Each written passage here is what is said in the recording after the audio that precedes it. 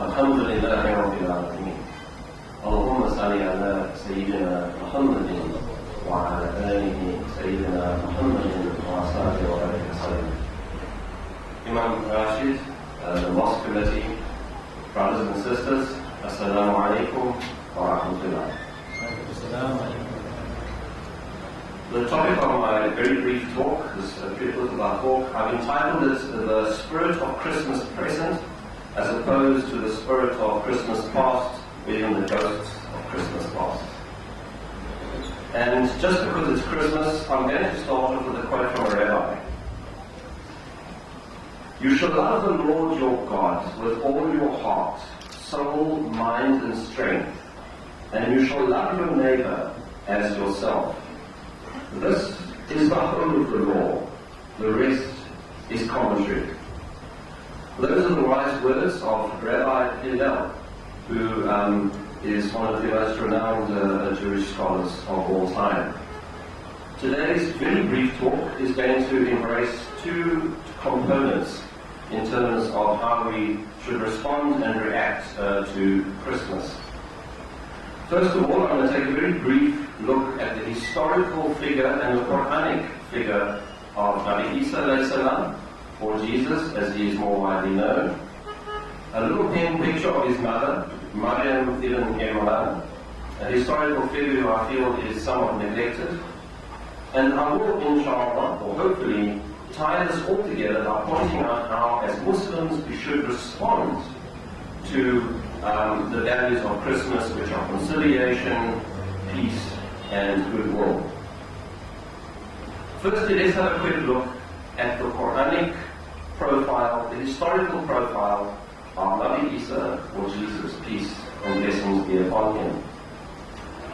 I'm doing this not because I want to indulge in some kind of dinat triumphalism. I'm not here to say that we are better than this, we are better than that. That's not the point.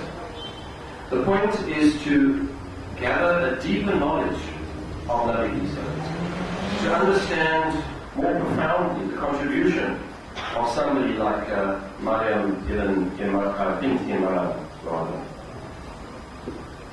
What this does is it adds to our appreciation, our empathy, our emotional intelligence, which is exactly how we should respond to occasions like this. If we examine and we look at the figure of Jesus or Isa, peace and blessings be upon him, we will notice immediately that number one, there's tremendous symbolism to his life, and number two, he is very close to another prophet, Nabi Muhammad sallallahu alaihi wasallam. And this is something that is extremely profound and very brief. I'm going to delve into this.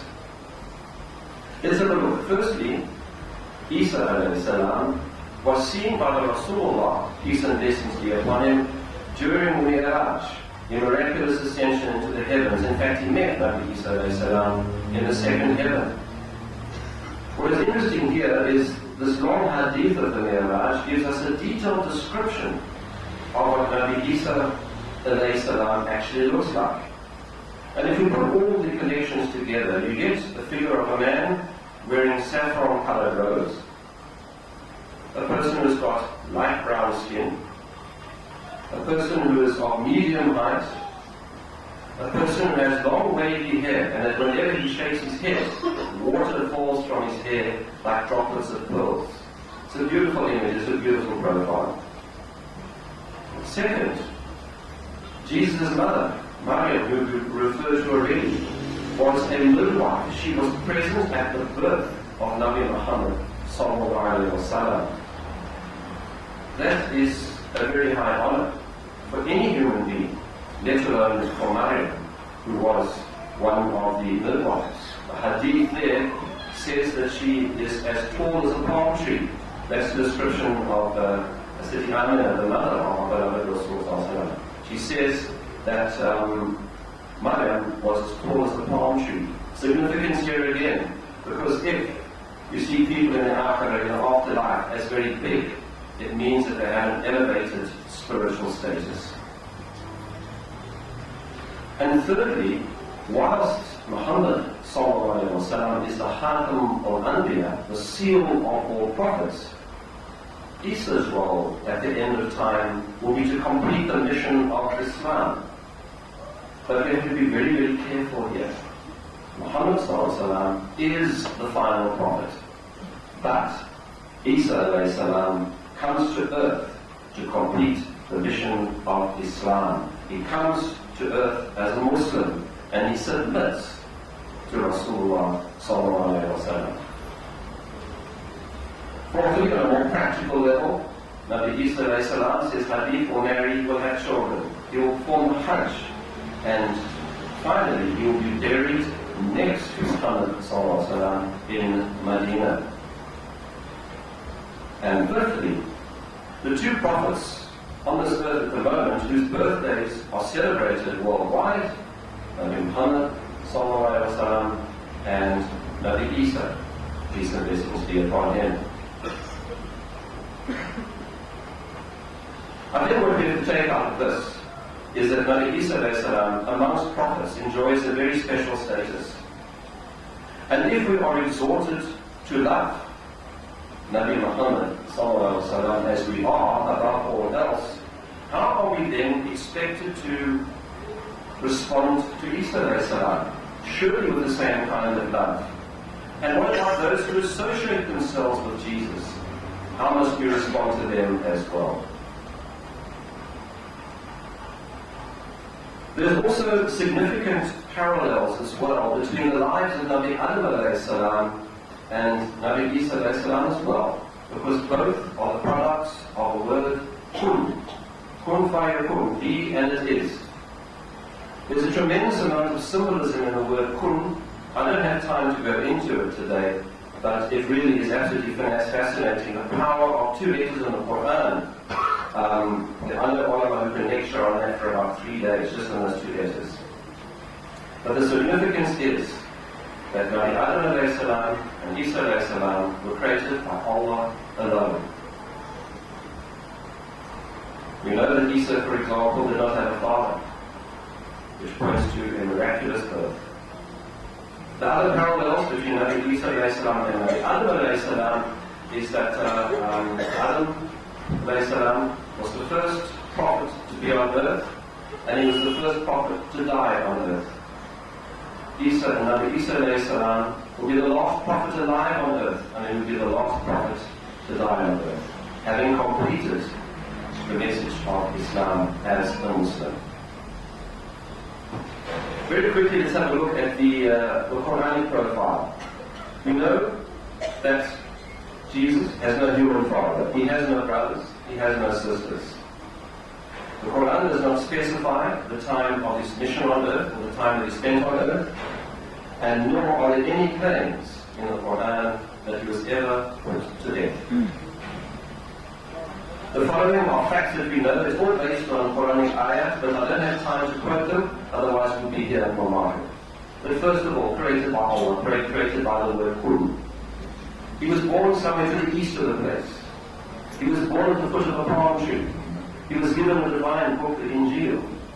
He was born pure or tahir. He could bring the dead back to life. He was an apostle to the Bani Israel. And interestingly, he was also imbued with the divine grace, or something that could be translated as the Holy Spirit. And if you look at Surah Al-Baqarah, verse 87, Bismillah ar-Rahman ar-Rahim, I'll give you most of it in English. We gave Jesus, the Son of Mary, clear signs and strengthened him with the Holy Spirit. Precise Arabic words are bayanati wa a'adnahu bi'ruh al-Qudus. Those last two words are hugely and extremely profound and explicit. Ruh means spirit, and Qudus, in its widest possible sense, means blessed or holy. Quickly now let's have a look at Maryam. And unfortunately, time doesn't allow me to talk about this amazing woman, because again, we could talk for a very, very long time about the life and times of Maryam bint Imran. First of all, she comes from a very noble lineage, a prophetic lineage. The niece of Nabi Zakaria alayhi salam, or some scholars say, at least a man who was a very prominent Levite priest. She was dedicated by her parents to the service of Allah because her parents had trouble in conceiving a child. And indeed, yes, Maryam bint Imran did serve the Creator. Miracles occurring like her receiving summer fruit in winter and winter fruit in summer. But suffice it to say, as I've already said, that the destiny of Maryam was to be one of the signatory women of paradise. And at the birth of Nabi Muhammad together with Asiya, the wife of Fir'aun, who skinned his wife alive for her troubles, as well as Maryam. Briefly and very interestingly, and I'm going to chase on here, we give an indication in the Quran as to exactly when Nabi Isa